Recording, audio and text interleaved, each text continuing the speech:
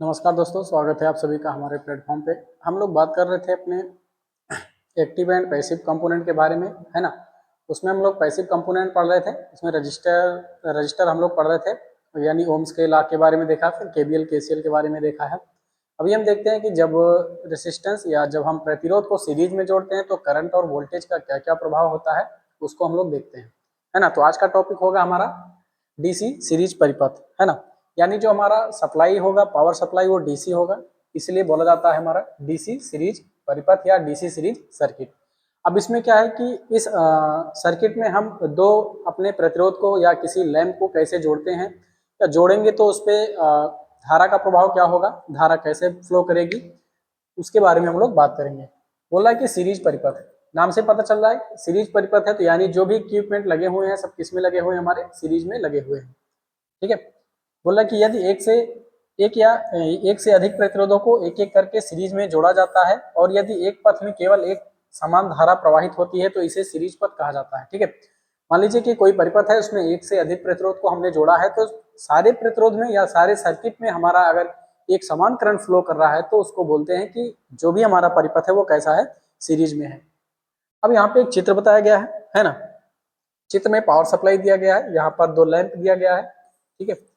तो अब यहाँ से मान लीजिए बैटरी यहाँ पे लगा हुआ है, तो यहाँ से जब भी करंट हमारा चलता है तो इस रास्ते से होता हुआ, इधर से होता हुआ पूरा इस तरह से करंट हमारा चलता है। तो यानी जो दोनों लैंप है हमारे, दोनों लैंप में क्या है, समान करंट हमारा फ्लो कर रहा है।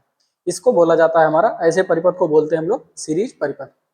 अब बोल रहा है कि सीरीज परिपथ में धारा क्या है, हमारा सीरीज परिपथ में धारा क्या होता है।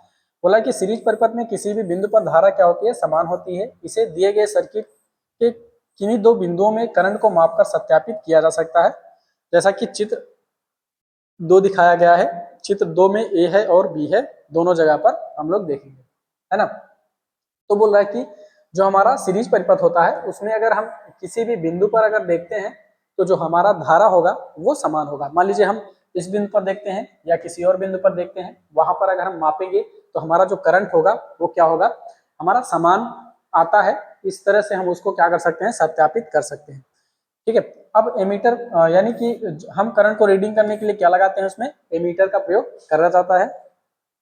हाँ, बोल रहा था कि यहाँ पे हमको चित्र 2A और बी देखना है। मान लीजिए जब हम चित्र ए को देखते हैं, 2A को, तो इसमें क्या है, एक हमारा सीरीज परिपथ बना हुआ है। ठीक है।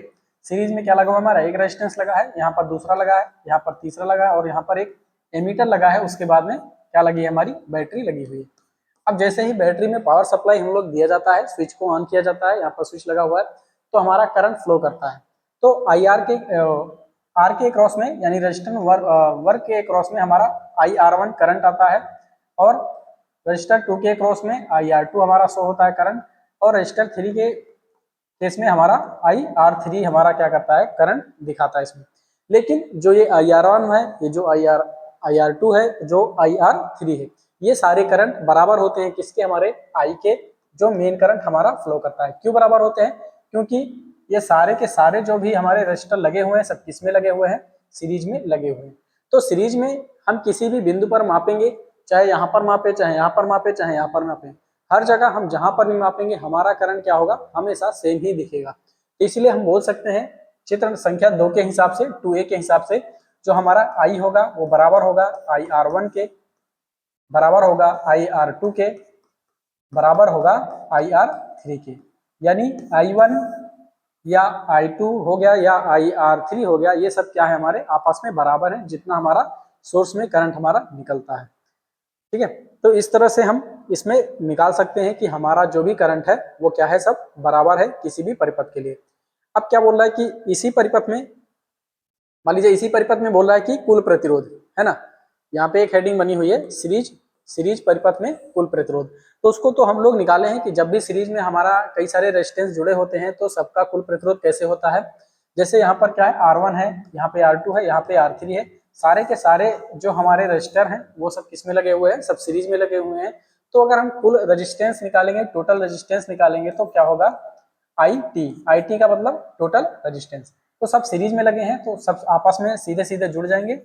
R1 हो गया, R2 हो गया और R3 हो गया। इस तरह से अगर बहुत सारे हमारे कंपोनेंट लगे हुए हैं या बहुत सारे रजिस्टर सीरीज में लगे हैं तो सब एक साथ में हमारे जुड़ते हुए चले जाते हैं। तो ये हमारा फार्मूला होता है जो हम सीरीज में कुल रेजिस्टेंस निकाल सकते हैं और करंट हम निकाल सकते हैं। ठीक है, तो इस तरह से यानी जो भी करंट हमारा ड्रॉप हो रहा है हर जगह पे वो सब क्या है, सेम है सीरीज परिपथ में।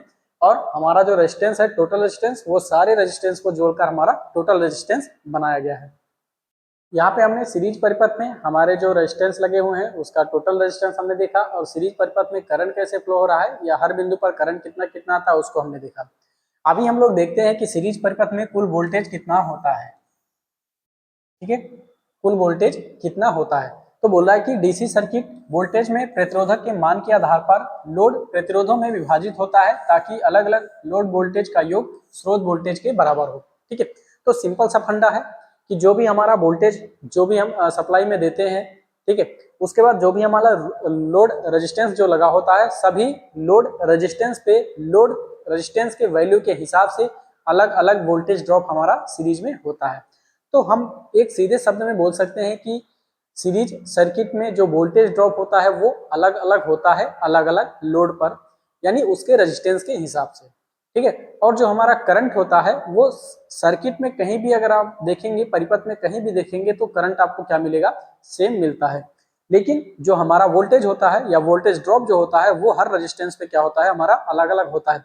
उसको भी हम लोग देख लेंगे अभी। तो नीचे में एक हमारा दिया गया है सर्किट, है ना, या अगर हम सिंपल शब्दों में देखा जाए तो यहाँ पे अलग अलग वोल्टेज ड्रॉप हम देख सकते हैं। जैसे मान लीजिए कि अभी हम आपको दिखाते हैं। ठीक है, यहाँ पे मान लीजिए हमारा क्या है, ये R1 है, तो इसके क्रॉस में जो भी हमारा वोल्टेज ड्रॉप होगा VR1 होगा, है ना, और इसके क्रॉस में जो भी हमारा वोल्टेज होगा वो कितना होगा, VR2 होगा, और इसके क्रॉस में जो भी हमारा वोल्टेज ड्रॉप होगा वो VR3 होगा। ठीक है, यानी रेजिस्टेंस के वैल्यू के हिसाब से हम यहाँ पे क्या होगा, हमारा वोल्टेज ड्रॉप होगा, यहाँ पे अलग होगा, यहाँ पे अलग होगा, क्योंकि सबका रेजिस्टेंस हमारा अलग है और करंट हमारा सेम है। ठीक है, समझ में है ना, करंट सेम है पूरे परिपथ में और रेजिस्टेंस अलग अलग है, तो वोल्टेज हमारा क्या होगा, अलग अलग होगा। कैसे, हमने देखा है I बराबर V/R। ठीक है, अगर I को हमने कांस्टेंट कर दिया, अगर रेजिस्टेंस हमारा ज्यादा होगा तो उसी हिसाब से वोल्टेज ड्रॉप भी होगा, है ना, और हाँ जैसा रेजिस्टेंस होगा वैसा हमारा क्या हो जाएगा, वोल्टेज हो जाएगा। यहाँ से हम लोग निकाल सकते हैं कि कितना कितना वोल्टेज ड्रॉप हो रहा है अगर करंट हमको पता है। तो V बराबर I/R। अगर सब में हमारा करंट सेम है तो R पे डिपेंड करता है वोल्टेज। R अगर ज्यादा होगा तो वोल्टेज भी हमारा क्या हो जाएगा, ज्यादा ड्रॉप हो जाएगा। तो अब जैसे यहाँ पर वोल्टेज ड्रॉप हो, यहाँ पे कुछ और ड्रॉप हो, यहाँ पे कुछ और ड्रॉप हो, जब सारे वोल्टेज ड्रॉप को हम जोड़ेंगे तो हमारा जो सोर्स वोल्टेज होता है उसके बराबर आना चाहिए। अगर आ रहा है तो हमारा सर्किट सही है, यानी हमने कैलकुलेशन को सही किया, नहीं तो कहीं पे कैलकुलेशन मिस्टेक है। तो सीरीज में जो भी हम रेजिस्टेंस लगाते हैं वो उसका कॉन्सेप्ट इतना ही है कि जो हमारा करंट होता है वो सेम होता है, लेकिन जो रेजिस्टेंस पे जो हमारा वोल्टेज ड्रॉप होता है वो क्या होता है, अलग अलग होता है। जब हम सारे वोल्टेज ड्रॉप को जोड़ते हैं तो हमारा सोर्स वोल्टेज के बराबर होता है। जैसे अब इसको हम लोग कैसे लिख सकते हैं, इसको लिख सकते हैं हम V बराबर, यानी जो हमारा सोर्स वोल्टेज है V बराबर होगा VR1 प्लस में VR2 प्लस में VR3। इस तरह से जितना भी हमारा रेजिस्टेंस लगा है सबका वोल्टेज ड्रॉप, टोटल जो वोल्टेज ड्रॉप होगा वो जो सप्लाई वोल्टेज है हमारा उसके बराबर होता है। ये होता है हमारा सीरीज परिपथ में धारा, रेजिस्टेंस और वोल्टेज। ठीक है, इस तरह से हम लोग समानांतर परिपथ में भी देखेंगे, है ना। अभी इस पे एक कैलकुलेशन सवाल भी दिया गया है नीचे, उसको हम लोग देख लेंगे। आगे हमारा सीरीज में वोल्टेज स्रोत। ठीक है, मान लीजिए हमने पहले देखा था हमारा जो टॉर्च आता था उसमें क्या 3-4 सेल एक साथ लगे हुए थे, छोटे छोटे सेल को मिलाकर बड़ा हम लोग जोड़ते थे सीरीज में, तो क्या होता था, उसका वोल्टेज बढ़ जाता था। जैसे यहाँ पे सीरीज में लगा हुआ है 1.5 वोल्ट का एक सेल है, ये भी 1.5 वोल्ट का है, ये भी 1.5 वोल्ट का है।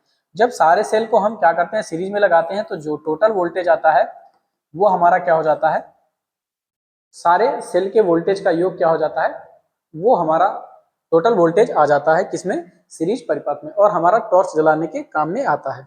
अब इसको जोड़ने के लिए हम लोग कैसे करते हैं, एक पॉजिटिव निगेटिव फिर पॉजिटिव फिर निगेटिव फिर पॉजिटिव फिर निगेटिव, इस तरह से हम लोग क्या करते हैं, सेल को जोड़ते हैं। यानी निगेटिव का सिरा इससे जुड़ा होगा, इस निगेटिव का सिरा इससे जुड़ा होगा, ये कहीं और जुड़ा होता है और ये कहीं और जुड़ा होता है। इसके बीच में अगर हमने बल्ब लगा दिया तो हमारा जो वोल्टेज सोर्स होता है वो वोल्टेज देने लगता है और हमारा जो कोई भी लाइट वगैरह होती है वो चलने लगती है। आगे बोल रहा है हमारा सीरीज कनेक्शन के उपयोग। सीरीज कनेक्शन हम लोग कहाँ कहाँ करते हैं इसको हम लोग देख लेते हैं। पहला है सेल की टॉर्च लाइट, कार की बैटरी आदि में, है ना। दूसरा है सजावट के प्रयोजन के लिए उपयोग किए जाने वाले मिनी लैम्प समूह में, यानी जिसको हम झालर बोलते हैं, जो घर में हम लोग लगाते हैं, मिनी लैम्प समूह होता है, उसमें भी हम लोग किसका सीरीज का उपयोग करते हैं। और एक हमारा होता है टॉर्च में, जो सेल की टॉर्च होती है, सेल वाली टॉर्च होती है, उसमें यूज किया जाता है। और कार की बैटरी में भी हम लोग इसका इस्तेमाल करते हैं। और भी हमारा किसमें सर्किट में फ्यूज के में, हाँ, जो हमारा सर्किट होता है, कोई सर्किट हमने बनाया उसमें जो फ्यूज लगाते हैं उसको भी हम सीरीज कनेक्शन में ही लगाते हैं। अगला हमारा ओवरलोड कॉइल मोटर स्टार्टर में। ठीक है, ओवरलोड कॉइल मोटर स्टार्टर जो होता है वो ओवरलोड कॉइल के रूप में लगाया जाता है, ताकि जब करंट हमारा मैक्सिमम हो तो हमारा जो फ्यूज है, जो हमारा कॉइल है, वो हमारा क्या हो जाए, हीट के कारण जल जाएगा, तो हमारा मोटर क्या होगा, सुरक्षित रहेगा। आगे पांचवा हमारा वोल्ट मीटर के गुणक प्रतिरोध में। मान लीजिए जो हमारा वोल्ट मीटर होता है उसके गुणक प्रतिरोध के रूप में भी हम लोग सीरीज का इस्तेमाल किया जाता है, ताकि जो उसका वोल्ट मीटर का जो प्रतिरोध है, यानी जो उसका वोल्टेज है, अलग अलग टर्मिनल पे उसको सेट किया जाए, यानी अलग अलग वैल्यू पे उसको क्या करा जाता है, सेट करा जाता है। उसमें भी जो प्रतिरोध होते हैं वो सब सीरीज में लगे होते हैं। ठीक है, तो मेन हमने क्या देखा इसमें, हमने सीरीज सर्किट में देखा कि जो भी हमारा सीरीज सर्किट में जो भी हमारा रेजिस्टेंस लगा होता है, यानी टोटल हमारे सीरीज सर्किट में जो धारा होती है वो समान होती है सभी रेजिस्टेंस के लिए, या सभी प्रतिरोध के लिए, या सभी इक्विपमेंट के लिए। मान लीजिए हम प्रतिरोध की जगह पर इक्विपमेंट लगाए हैं। ठीक है, एक चीज तो हो गया कि सीरीज सर्किट में धारा क्या होती है, समान होती है। लेकिन सीरीज सर्किट में जो हमारा वोल्टेज होता है वो अलग अलग रेजिस्टेंस या अलग अलग हमारे इक्विपमेंट के लिए क्या होता है, अलग अलग होता है, जो उसके रेजिस्टेंस पे डिपेंड करता है। समझ गए? तो सीधे शब्दों में हम कह सकते हैं कि सीरीज सर्किट में जो करंट होता है हमारा वो समान होता है, लेकिन जो वोल्टेज ड्रॉप होता है वो अलग अलग प्रतिरोध के लिए अलग अलग वोल्टेज ड्रॉप होता है। दो चीज हो गया, ये बात होती है हमारी सीरीज सर्किट की। आगे हम देखते हैं हमारा जो होता है समानांतर सर्किट। तो अगला हेडिंग आप लोग बना सकते हैं कि डीसी समानांतर सर्किट। अब डीसी समानांतर सर्किट क्यों बोला गया है, क्योंकि इसमें पावर सप्लाई हमने दिया है डीसी का, इसलिए इसको बोलते हैं डीसी। और सर्किट कैसा है हमारा, समानांतर सर्किट है, इसलिए बोला जाएगा समानांतर सर्किट। इसमें है, पहला हम लोग देखेंगे समानांतर सर्किट में वोल्टेज। ठीक है, क्या है हमारा समानांतर सर्किट में वोल्टेज। अब इसमें देखो यहाँ पे एक चित्र दिया गया है। ठीक है, चित्र में क्या है, तीन लैंप जुड़े हैं। बोल रहा है कि जब तीन लैंप जुड़े होते हैं तो प्रतिरोधों पर लगाया गया वोल्टेज क्या होता है, समान होता है, और सप्लाई वोल्टेज के बराबर भी होता है। ठीक है, तो यहाँ पर क्या है, अलग अलग हमारे लैंप लगाए गए हैं। यहाँ पे हमने क्या किया है, सोर्स वोल्टेज दिया है। ठीक है, वोल्टेज सप्लाई किया गया है। तो जो वोल्टेज सोर्स हमारे इस लैंप पे लगेगा वही वोल्टेज सोर्स हमारा दूसरे वाले लैंप पे लगेगा, और वही वोल्टेज स्रोत हमारा किस पे लगता है, तीसरे वाले लैंप पर भी लगता है। तो हम निष्कर्ष निकाल सकते हैं, क्या निकाल सकते हैं कि समानांतर सर्किट में वोल्टेज सप्लाई वोल्टेज के क्या होता है, हमारा समान होता है या उसके बराबर होता है। ठीक है, तो समानांतर सर्किट में जो भी वोल्टेज हमारा रहता है वो क्या होता है, सब सप्लाई वोल्टेज के बराबर रहता है। ठीक है, तो यानी जो सप्लाई वोल्टेज इसके लिए है वो इसके लिए भी होगा, फिर इसके लिए भी होगा, वही इसके लिए भी होगा। मान लीजिए अभी इसमें से हम किसी एक को बंद कर देते हैं, यानी इसको हमने हटा दिया, मान लीजिए इसको हमने हटा दिया, तो ये वाला वोल्टेज हमारा इसके लिए भी काम कर रहा है, इसके लिए भी काम कर रहा है, समान रूप से ही काम करता है। जैसे 12 वोल्ट का ये रहेगा तो 12 वोल्ट, ऐसा नहीं है कि इसके लिए कुछ अलग हो जाएगा, इसके लिए कुछ अलग हो जाएगा, नहीं नहीं, दोनों के लिए क्या होगा, सेम होगा। मान लीजिए इसको भी हम हटा देते हैं, तो जो वोल्टेज हमारा होगा, जो इसके लिए लग रहा था अभी, ये इसके लिए भी वही वाला वोल्टेज हमारा क्या कर रहा है, काम कर रहा है। तो इसलिए बोला जाता है कि जो हमारा समानांतर सर्किट होता है उसमें क्या होता है, वोल्टेज समान होता है सभी प्रतिरोध के लिए। लेकिन सीरीज में क्या होता था, सभी प्रतिरोध के लिए जो वोल्टेज हो जाता था वो वोल्टेज ड्रॉप अलग अलग हो जाता था। यही फर्क होता है हमारा सीरीज सर्किट और समानांतर सर्किट में। तो इसे हम गणितीय रूप से कैसे लिख सकते हैं कि मान लीजिए अलग अलग हमारा रेजिस्टेंस है, तो सबके लिए जो वोल्टेज होगा वो क्या हो जाएगा, हमारा सोर्स वोल्टेज के बराबर हो जाएगा। ठीक है, यानी जैसा हमारा सोर्स वोल्टेज है वैसे V1 V2 V3 करके वो सब बराबर हो जाएंगे, क्योंकि अलग अलग जो हमारे शाखाएं हैं सब में क्या होता है, सेम ही वोल्टेज हमारा लगता है। ये तो हो गया हमारा वोल्टेज के बारे में। अभी हम लोग देखते हैं समानांतर सर्किट में धारा क्या होती है। समानांतर सर्किट में धारा, समानांतर सर्किट में धारा क्या होता है, बोला कि यहाँ पे कई सारे अगर हमारे सर्किट है, या जो समानांतर सर्किट है इसमें कई सारे हमारे क्या होते हैं, रेजिस्टेंस लगे होते हैं। एक यहाँ पर लगा है, एक नीचे लगा है, एक और नीचे लगा है, यानी R1 R2 और R3 हमारा क्या है, तीन रेजिस्टेंस लगे हुए हैं। ठीक है, और हमारा वोल्ट क्या है, हमने V वोल्ट का क्या किया है, सप्लाई किया है। अगर हम देखेंगे तो इसकी क्रॉस में अगर हम माने R1 है तो इसका जो वोल्टेज होगा वो V1 मानेंगे, और इसका जो होगा वो V2 मानेंगे, और इसका जो होगा वो V3 मानेंगे। उसी हिसाब से इस शाखा के लिए क्या होगा, हमारा I1 करंट आएगा, इस शाखा के लिए I2 करंट मानेंगे हम, और इस शाखा के लिए हम क्या मानेंगे, I3 करंट मानेंगे। लेकिन जहां पे जितने ये समानांतर में जो हमारे वोल्टेज हैं ये सब क्या है, हमारे समान होते हैं। क्या होगा, V बराबर V1 बराबर V2 बराबर V3, ये सारे वोल्टेज क्या है, हमारे समान है। मान लीजिए अगर इस शाखा के लिए हम करंट निकालते हैं तो हमारा क्या निकल के आता है, I1 मानेंगे ना करंट, तो ओम का नियम जब भी लगाएंगे V बराबर I इंटू R होता है, या I बराबर क्या होता है, V अपान R। अगर हम इस शाखा के लिए निकाल रहे हैं तो करंट हमारा क्या हो जाएगा, I1 हो जाएगा, तो उसका वैल्यू क्या होगा, V1 अपान में R1, V1 अपान में R1। ये V1 क्या है हमारा, V के बराबर है, तो क्या लिख सकते हैं, V अपान में R1। अगर हम दूसरी शाखा के लिए निकालते हैं तो इसमें क्या होगा, V2 बराबर बटा में R2 हो जाएगा। ये V2 भी किसके बराबर है, हमारा V के बराबर है, तो V बराबर क्या हो जाएगा, R2 हो जाएगा। ठीक है, अगर हम तीसरी शाखा के लिए निकालते हैं I3 बराबर, क्या होगा, ये V3 बटा में R3। ठीक है, तो V3 किसके बराबर है, V के बराबर है, और ये क्या हो गया, R3। तो I1 का मान अलग आया, I2 का मान क्या आया, अलग आया, और I3 का मान क्या आया, अलग आया। ठीक है, तीनों शाखाओं में क्या मिला हमको, अलग अलग करंट मिला। ये जो अलग अलग करंट है ये सब हमारे किस पे डिपेंड है, रेजिस्टेंस की वैल्यू पर डिपेंड करता है। रेजिस्टेंस अगर कम हो जाएगा तो हमारा धारा क्या होगी, बढ़ जाएगी। रेजिस्टेंस अगर बढ़ जाएगा तो धारा हमारी क्या हो जाएगी, कम हो जाएगी, क्योंकि जो धारा होती है वो रेजिस्टेंस के इनवर्सली प्रोपोर्शनल होता है।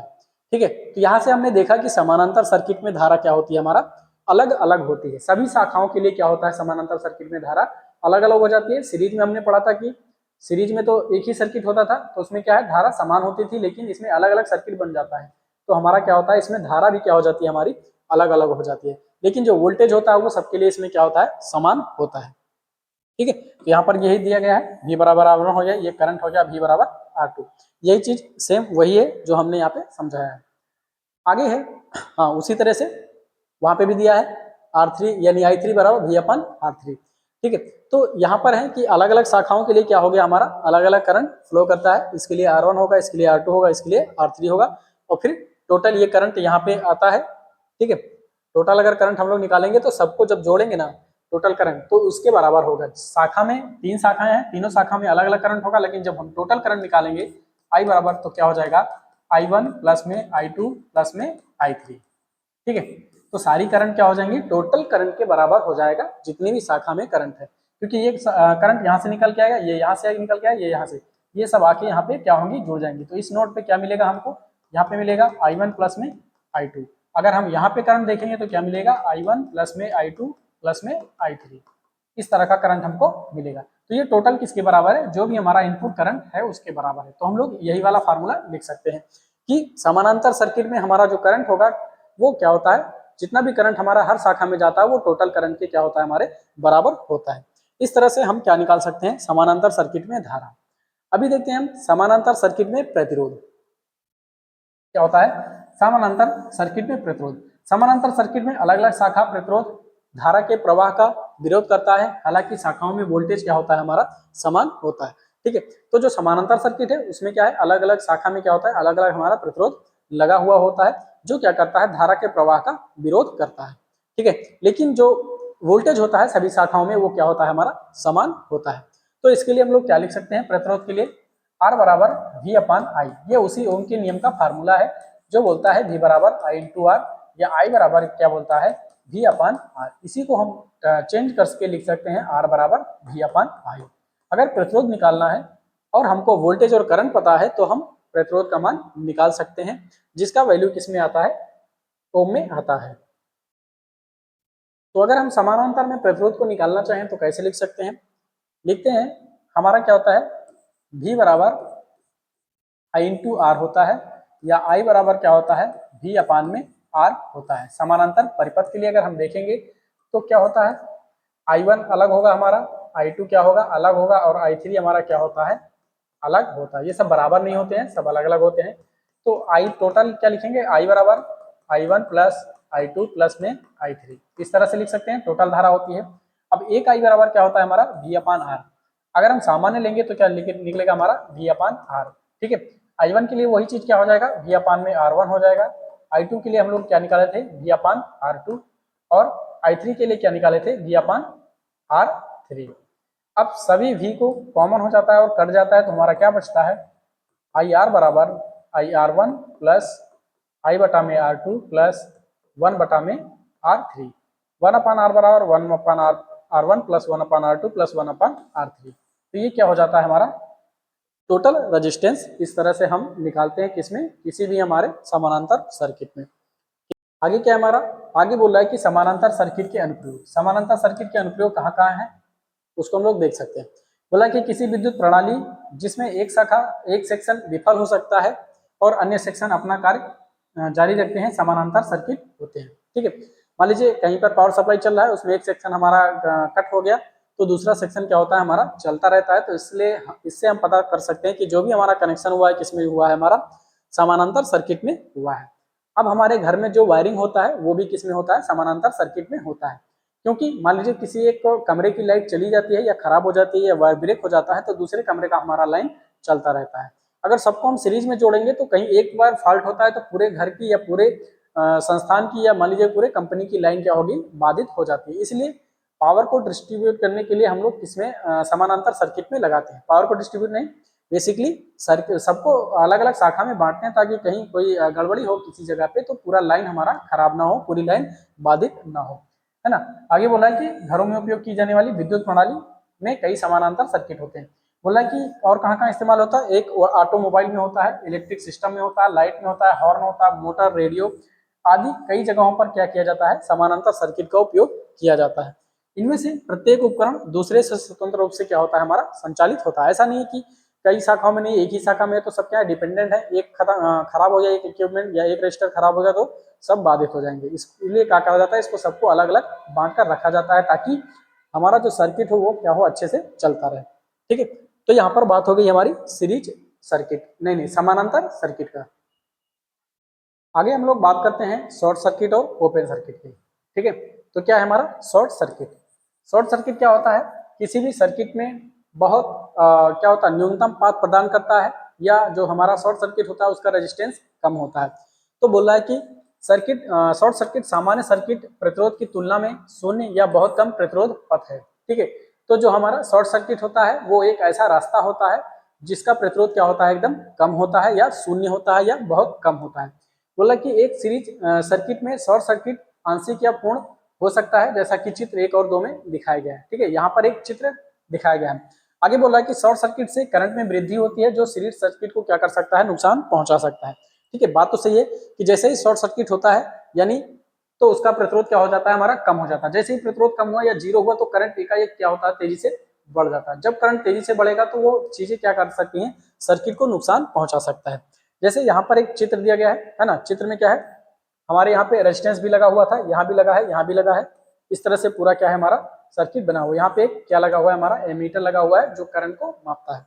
अभी क्या किया हमने, इस वाले सर्किट को हमने, इस वाले रजिस्टर को हटा के यहाँ से एक वायर हमने क्या किया, जोड़ दिया। ठीक है, जब हमने वायर को जोड़ा तो वायर को जोड़ने से क्या हुआ, इसका प्रतिरोध क्या हो गया, एकदम कम हो गया, और इसका प्रतिरोध क्या हो गया, ज्यादा हो गया। तो करंट हमारा क्या करता है, जिधर सबसे कम प्रतिरोध होता है उधर ही फॉलो करता है। तो सारा का सारा करंट हमारा इस रास्ते से निकलकर इस तरह से चलाएगा। ठीक है, तो यानी करंट क्या हो गया, हमारा बढ़ गया। जो ये रेजिस्टेंस था ये जो क्या कर रहा था, ये करंट को कुछ रोक रहा था। लेकिन अभी क्या हुआ, शॉर्ट करने से क्या हुआ, करंट हमारा बढ़ गया। यानी ये करंट को कम कर रहा था, शॉर्ट हमने कर दिया तो करंट हमारा क्या हो गया, बढ़ गया। तो करंट बढ़ने की वजह से क्या होगा कि हमारा सर्किट जो है खराब होने की संभावना भी रहती है। इसलिए बोला जाता है कि जब भी शॉर्ट सर्किट होता है तो हमारा जो भी हमारा सर्किट होता है उसका करंट क्या होता है, तेजी से बढ़ जाता है, और शॉर्ट सर्किट में चीजें खराब होने का भी डर रहता है। अब बोला है कि शॉर्ट सर्किट, हाँ शॉर्ट सर्किट के प्रभाव के कारण, है ना, बोला है कि शॉर्ट सर्किट के कारण क्या होता है, अतिरिक्त करंट सर्किट के घटकों, बिजली के स्रोतों, है ना, को नुकसान पहुंचा सकती है, या कनेक्टिंग तारों के इंसुलेशन को जला सकती है। कंडक्टरों में उत्पन्न तीव्र गर्मी के कारण आग भी लग सकती है। तो शॉर्ट सर्किट के ये सारी चीजें होती है। कई बार आपने सुना होगा कि शॉर्ट सर्किट के कारण क्या हुआ, कहीं पर भी आग लग गई है ना। तो उसका कारण यही होता है, जैसे ही शॉर्ट सर्किट होता है हमारा करंट क्या करता है, तेजी से बढ़ता है। अगर करंट तेजी से बढ़ गया तो हीट एकदम से जनरेट होना शुरू हो जाता है। तो जैसे हीट बढ़ता है तो हर चीज का एक लिमिट होता है। मान लीजिए इंसुलेशन वायर है, उसका भी एक लिमिट होगा। लिमिट जैसे क्रॉस करेगा वो क्या करेगा, अपने आप बर्न कर जाएगा। तो बर्न करेगा तो उसके आसपास जो भी चीजें होंगी वो उसको भी जला देता है। क्यों जला देता है? क्योंकि हीट का एक फार्मूला होता है H बराबर आई स्क्वायर आर टी। ठीक है, H बराबर आई स्क्वायर आर टी। जैसे ही हमारा करंट बढ़ गया तो क्या हो गया, करंट बढ़ेगा तो हीट भी क्या होगी, बढ़ेगी, क्योंकि करंट के स्क्वायर में क्या बढ़ता है, हमारा हीट बढ़ता है। अगर ये 1 होगा तो 1 होगा, 2 होगा तो 4 गुना हो जाएगा। अगर 4 एम्पियर बढ़ गया तो कितना हो गया, 16 गुना हो गया। तो इस तरह से होता है। करंट थोड़ा बढ़ेगा तो हीट क्या होगी, तेजी से बढ़ जाती है ना। तो इसके कारण क्या हो सकता है, हमारा आग भी लग सकता है। आगे हमारा ओपन सर्किट। ओपन सर्किट को हम लोग देखते हैं। बोला कि सीरीज परिपथ में खुला परिपथ। ठीक है, मान लीजिए हमारे पास सीरीज परिपथ है और उसमें हमने क्या रखा है, खुला परिपथ रखा है। तो क्या होता है, बोला कि जब भी कोई सर्किट ब्रेक होता है, जब भी कोई सर्किट ब्रेक होता है या पूर्ण नहीं होता है और सर्किट में कोई निरंतरता नहीं होती है तो एक ओपन सर्किट का परिणाम होता है। ठीक है, तो बोला कि मान लीजिए कोई भी सर्किट आपने बनाया, वो ब्रेक हो रहा है, वो पूर्ण नहीं हो रहा है, उसमें अस्थिरता है या निरंतरता नहीं है, तो क्या बोला जाएगा कि हमारा जो सर्किट है वो क्या है, हमारा ओपन सर्किट है। ठीक है, तो यहाँ पर क्या है, हमारा चित्र दिखाया गया है ओपन सर्किट का। हाँ, एक सीरीज ओपन सर्किट का एक से हाँ, बोला कि एक सीरीज सर्किट में ओपन सर्किट का मतलब है कि धारा के लिए कोई रास्ता नहीं है और सर्किट के माध्यम से कोई भी प्रवाह नहीं होता है। सर्किट में एमीटर में कोई करंट नहीं दिखाता है ना। जैसे यहाँ पर क्या है, ये हमारा सीरीज परिपथ है। सीरीज परिपथ में यहाँ भी लगा है, यहाँ पे हमने एमीटर लगाया है, फिर यहाँ पे रजिस्टर लगा है, फिर यहाँ पे रजिस्टर लगा है, उसके बाद यहाँ पर भी क्या है, एक रजिस्टर लगा है, और यहाँ पे ये क्या लगा है, हमारा स्विच लगा है, और ये हमारी क्या लगी हुई है, बैटरी लगी हुई है। ठीक है, इस तरह से क्या बना हुआ है, एक सर्किट बना हुआ है। लेकिन जब हम यहाँ पर देखते हैं तो हमारा यहाँ पे क्या होता है, जो हमारा सर्किट होता है वो क्या होता है, खुला हुआ होता है। सीरीज सर्किट में अगर हमारा जो सर्किट है वो कहीं भी अगर ओपन होता है तो हमारा उसमें करंट फ्लो नहीं करता। करंट फ्लो नहीं करेगा तो हमारा जो एमीटर है वो रीडिंग नहीं दिखाता है। इसलिए क्या करा जाता है कि सीरीज सर्किट को हमेशा क्लोज रखना है, जरूरत पड़ने पर ऐसे ही हम लोग स्विच लगाते हैं। तो वही बोला कि ओपन सर्किट का क्या प्रभाव पड़ता है। ओपन सर्किट से क्या हुआ, अगर सीरीज सर्किट में कहीं भी ओपन हो गया तो हमारा सर्किट क्या होता है, पूरा बंद हो जाता है, क्योंकि उसमें करंट का जो प्रवाह होता है वो रुक जाता है ना। अब आगे बोला है कि जो हमारा सीरीज परिपथ है उसके खुले परिपथ का कारण क्या होता है। बोला कि ओपन सर्किट सामान्य रूप से स्विच या अनुचित संपर्कों, जले हुए फ्यूज कनेक्शन, तारों के टूटने या जले हुए प्रतिरोधों आदि के कारण होता है। कि सीरीज सर्किट में जो ओपन सर्किट होता है वो होता क्यों है। ओपन सर्किट सामान्य रूप से स्विच में होता है। मान लीजिए हमने स्विच लगाया है, स्विच भी क्या करता है, हमारा किसी भी सीरीज सर्किट को क्लोज करने के काम आता है। तो स्विच अगर हमारा खराब हो गया या उसको हमने सही से नहीं लगाया तो हमारा सर्किट क्या हो जाएगा, ओपन हो जाएगा। अगर फ्यूज लगा है, फ्यूज भी सीरीज में लगता है, फ्यूज अगर जल गया तो भी क्या हो जाएगा, हमारा जो सीरीज सर्किट है वो ओपन हो जाएगा। आगे बोला है कि तारों के टूटने से और जले हुए प्रतिरोधों के आदि के कारण क्या होते हैं, हमारे जो सीरीज सर्किट होता है वो ओपन हो जाता है। आगे सीरीज परिपथ में खुले परिपथ के प्रभाव। सीरीज परिपथ में खुले परिपथ के प्रभाव। खुले परिपथ के प्रभाव से क्या होता है कि सर्किट में कोई भी करंट हमारा प्रवाहित नहीं हुआ, उसके बाद परिपथमक में जो भी उपकरण लगा हुआ है वो कार्य नहीं करेगा। आगे बोला है कुल सप्लाई वोल्टेज या स्रोत वोल्टेज खुले में दिखाई देता है। ठीक है, तो ये कारण होता है अगर हमारा सीरीज सर्किट में कोई भी ओपन जगह में कोई ओपन सर्किट हो जाता है तो। आगे हमारा खुला और बंद समानांतर सर्किट। अभी हम लोग पढ़ेंगे समानांतर सर्किट में, समानांतर सर्किट के बारे में, और उसमें खुला और बंद यानी ओपन और शॉर्ट दोनों पढ़ेंगे।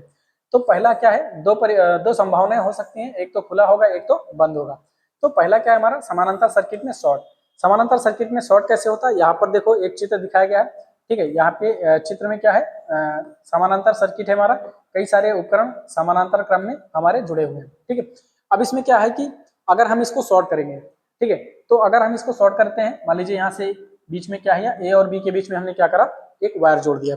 जैसे ही हमने इसको शॉर्ट किया तो क्या होगा, जो भी शाखाएं हैं हमारी उसमें क्या है, करंट हमारा फ्लो करना बंद कर देता है। क्यों, क्योंकि सारा का सारा करंट शॉर्ट सर्किट के माध्यम से हमारा फ्लो करता है। पहले क्या था, पहले हमारा यहाँ से करंट आ रहा था, यहाँ से आ रहा था, यहाँ से भी आ रहा था, यानी सारी शाखाओं में क्या आ रहा था, करंट आ रहा था। लेकिन जैसे ही हमने इसको क्या किया, शॉर्ट किया, तो जो सारा का सारा करंट है, क्योंकि शॉर्ट करने से क्या होता है, इसका प्रतिरोध कम हो गया। प्रतिरोध जैसे ही कम होता है, सारा का सारा करंट इस रास्ते से आता है। तो अभी करंट हमारा इस रास्ते से आके इस तरह से हमारा चल रहा है। ठीक है, यानी इस शाखा में कोई करंट नहीं, इस शाखा में कोई करंट नहीं, और इस शाखा में कोई करंट नहीं आता है। तो बोला है कि ए और बी के बीच में क्या करा जाता है, समानांतर सर्किट दिखाया गया है। इससे क्या है, सर्किट प्रतिरोध क्या होता है, लगभग शून्य हो जाता है। इसलिए ए बी के एक्रॉस वोल्टेज ड्रॉप क्या होगा, शून्य होगा। इस प्रकार बोल रहा है कि प्रतिरोधों R1, R2 और R3 के माध्यम से जो धारा होती है हमारा नगण्य होती है और उसका सामान्य प्रवाह नहीं होगा। ठीक है, यानी करंट थोड़ा जाएगा लेकिन एकदम नगण्य होगा, उसमें धारा का प्रवाह नहीं होता है। आगे बोला कि इसका परिणाम यह होता है कि सामान्य धारा 100 गुना के क्रम में बहुत अधिक शॉर्ट सर्किट से क्या होता है, प्रभावित होता है ना। यानी कि जब हमने क्या किया, शॉर्ट कर दिया किसी भी समानांतर परिपथ में, तो जो भी हमारे परिपथ हैं, जो भी हमारे शाखाएं, उसमें करंट हमारा प्रवाहित नहीं होता है या नगण्य करंट हमारा क्या होता है, फ्लो करता है। अब ये तो हो गया हमारा समानांतर सर्किट। अभी हम देखते हैं हमारा ओपन सर्किट, यानी समांतर सर्किट में ओपन। समानांतर सर्किट में ओपन क्या होता है, मान लीजिए कि जैसा कि यहाँ पे एक चित्र दिखाया गया है, चित्र में क्या है कि हमारा समानांतर सर्किट बना हुआ है इस तरह से। यहाँ पे 3 हमारे क्या हुए, रेजिस्टेंस लगे हुए हैं, और ये सब क्या बनाते हैं, हमारे समानांतर सर्किट बनाते हैं।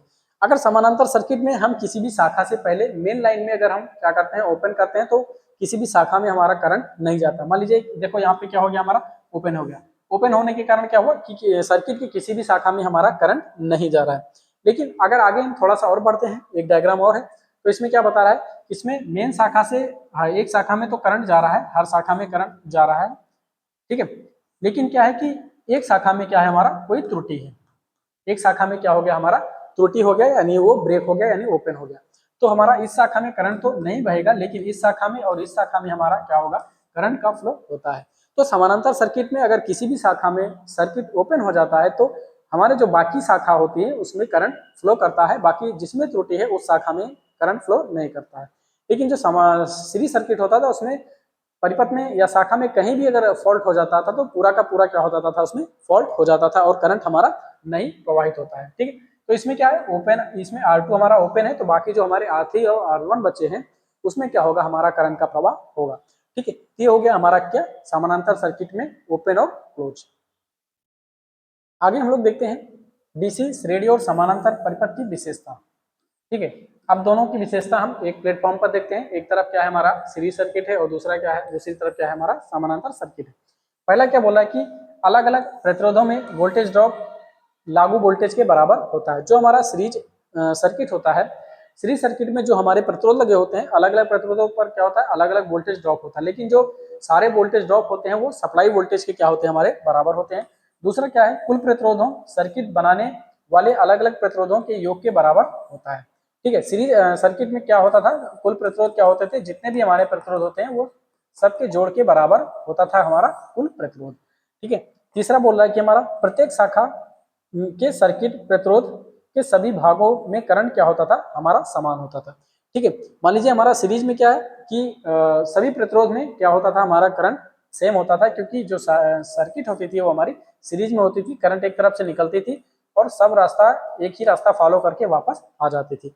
अगला बोला है कि चौथा, कुल पावर अलग अलग प्रतिरोध द्वारा ली गई पावर के प्रति योग के बराबर होता था। ठीक है, यानी जो टोटल हमारा पावर कंजप्शन होता था वो एक एक प्रतिरोध के द्वारा जितना पावर लिया जाता था सबके योग के बराबर होता था, जैसा कि हमारा वोल्टेज होता था। अब बोला है कि समानांतर सर्किट में क्या है, समानांतर सर्किट में लागू वोल्टेज प्रत्येक शाखा में समान होता था।